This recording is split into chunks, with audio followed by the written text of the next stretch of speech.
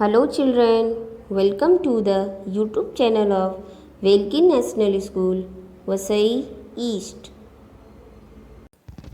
I am Mrs. Deepika Singh, subject teacher of Hindi.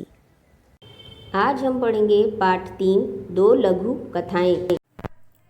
जैसा कि हमारे पाठ का नाम है दो लघु कथाएं, तो यहाँ पर दो कहानियाँ हैं छोटी छोटी जो कि अकबर और बीरबल के ऊपर आधारित हैं। ये कहानी में लेखक ने बीरबल की बुद्धिमानी और समस्या के निराकरण की उनकी क्षमता को दिखाया है। पहली लघु कथा है हरा घोड़ा। आइए इसे पढ़ते हैं। अकबर और बीरबल के किस्से तो बहुत ही प्रसिद्ध हैं। आपने देखा होगा कि अकबर और बीरबल के बहुत सारे किस्से आते हैं जिसमें कि बीरबल ने अपने तेज दिमाग से सभी समस्याओं का समाधान किया है। अकबर और बीरबल के किस्से बहुत ही प्रसिद्ध हैं। अकबर एक महान शासक थे, बीरबल उनके नवरत्नों में से एक थे। एक बार अकबर बीरबल के साथ अपने घोड़े पर बैठकर बगीचे की सैर कर रहे थे। चारों तरफ हरियाली देखकर उनका मन प्रसन्न हो गया। अकबर जो है वो हमेशा बीरबल के साथ ही घूमने टहलने जाते थे और वह बगीचे की सैर कर रहे थे घोड़े को देखकर। तो अकबर ने सोचा कि यदि मेरे पास हरे रंग का घोड़ा होता तो मैं उस पर बैठकर हरे भरे स्थानों की सैर करता। ये बीरबल की परीक्षा लेते रहते थे बादशाह अकबर। यहाँ पर बादशाह अकबर क्या कहे, बस फिर क्या था। बादशाह अकबर ने बीरबल से कहा, मैं तुम्हें 1 सप्ताह का समय देता हूँ कि तुम मेरे लिए हरे रंग के घोड़े का प्रबंध करो। बादशाह अकबर बीरबल की बुद्धिमानी की परीक्षा लेना चाहते थे, इसीलिए उन्होंने हरे रंग का घोड़ा लाने के लिए कहा था। तो बच्चों, आप तो जानते हैं कि हरे रंग का घोड़ा तो होता नहीं है। बादशाह अकबर बीरबल की बुद्धिमानी की परीक्षा ले रहे थे। वो सोच रहे थे कि देखते हैं अभी बीरबल क्या करता है। बादशाह और बीरबल दोनों यह बात अच्छी तरह से जानते थे कि संसार में कहीं भी हरे रंग के घोड़ा नहीं होता है। फिर भी बीरबल ने अकबर के आदेश को सिर आंखों पर लिया, जबकि बीरबल जान गए थे कि बादशाह उनकी परीक्षा ले रहे थे। 1 सप्ताह बीरबल इधर उधर घूमते रहे और 8वें दिन दरबार में जाकर बोले, हुजूर, आखिर आपके लिए मैंने हरा घोड़ा खोज ही लिया।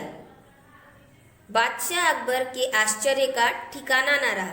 बादशाह अकबर हैरान हो गए कि आखिर में इसने हरा घोड़ा कैसे ढूंढ लिया। वे सोचने लगे, जब हरा घोड़ा होता ही नहीं तो बीरबल ने कैसे खोज लिया। उन्हें विश्वास नहीं हुआ। फिर भी वह उत्सुकता से कहे, बीरबल, हरा घोड़ा कहाँ है? मैं उसे तुरंत ही देखना चाहता हूँ। बीरबल ने उत्तर दिया, हुजूर, घोड़ा मिल गया है, पर हरे घोड़े के मालिक की 2 शर्तें। बीरबल ने अपनी बातें पूरी की और उन्होंने कहा कि मालिक की 2 शर्तें हैं, जब हमको हरा घोड़ा मिलेगा। इसीलिए घोड़े को आप नहीं देख सकते, आपको इंतजार करना पड़ेगा। तो अकबर कहते हैं कि कैसी शर्तें?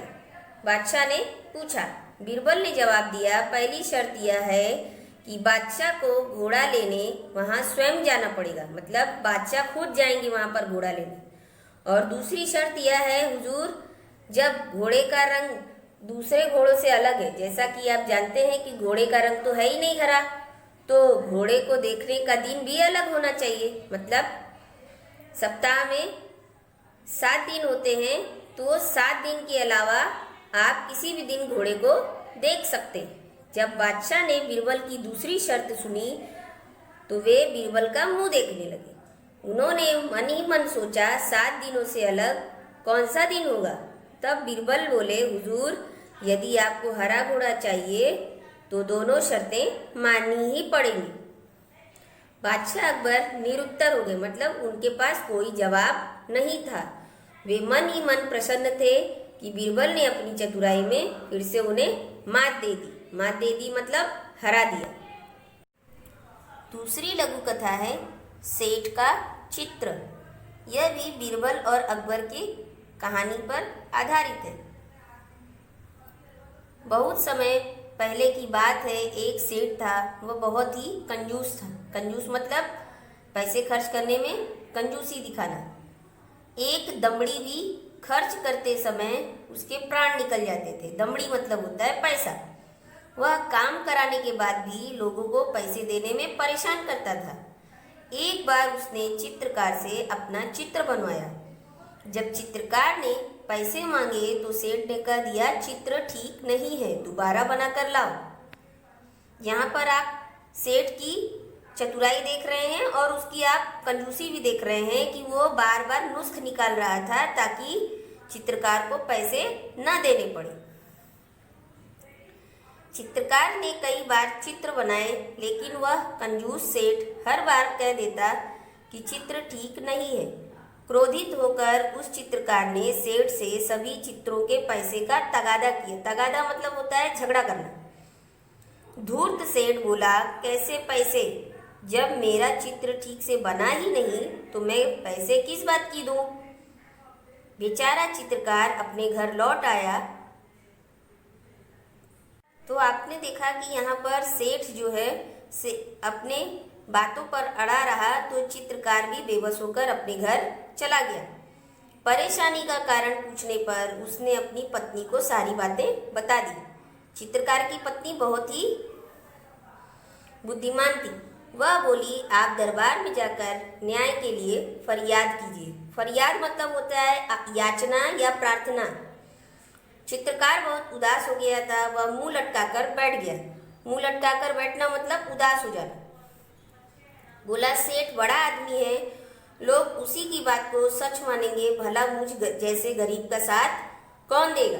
चित्रकार की पत्नी बोली, सबके बारे में ऐसा नहीं कह सकते। बादशाह अकबर बहुत ही दयालु हैं। वे भले ही पढ़े लिखे नहीं हैं, परंतु बड़े बुद्धिमान हैं। उनकी सहायता के लिए दरबार में 9 रत्न हैं। आप वहां जाइए, आपको न्याय जरूर मिलेगा। दूसरे दिन चित्रकार बादशाह अकबर के दरबार में गया और उन्हें पूरा किस्सा सुना दिया। किस्सा कहानी जो उसके साथ घटित हुआ था। बादशाह अकबर ने चित्रों को लेकर सेठ को दरबार में बुलवा लिया।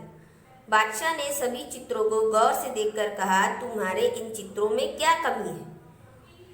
तो सेठ ने कहा, हुजूर, इनमें से एक भी चित्र हूबहू मेरे चेहरे जैसा नहीं है। सेठ ने कहा। बादशाह मुश्किल में पड़ गए कि न्याय कैसे करें। बड़ी देर तक विचार करते रहे। जब उन्हें कुछ समझ नहीं आया तो बीरबल से न्याय करने को कहा। बीरबल ने सारी बातें ध्यान से सुनी और तुरंत समझ गए कि सेठ चेहरा बदलने में निपुण है। चित्रकार को पैसे न देने पड़े, इसलिए वह यह नाटक कर रहा है। उसको सही रास्ते पर लाना बहुत जरूरी है। कला और कलाकार का सम्मान करने से कला संस्कृति की रक्षा एवं संवर्धन होता है। कला में निपुण कलाकारों की इज्जत जहाँ होती है, वह देश विश्व में विख्यात होता है। इसीलिए बीरबल ने चित्रकार से कहा, तुम्हारे चित्रों में सचमुच बहुत कमियां हैं। बीरबल ने अपनी चतुराई दिखाई।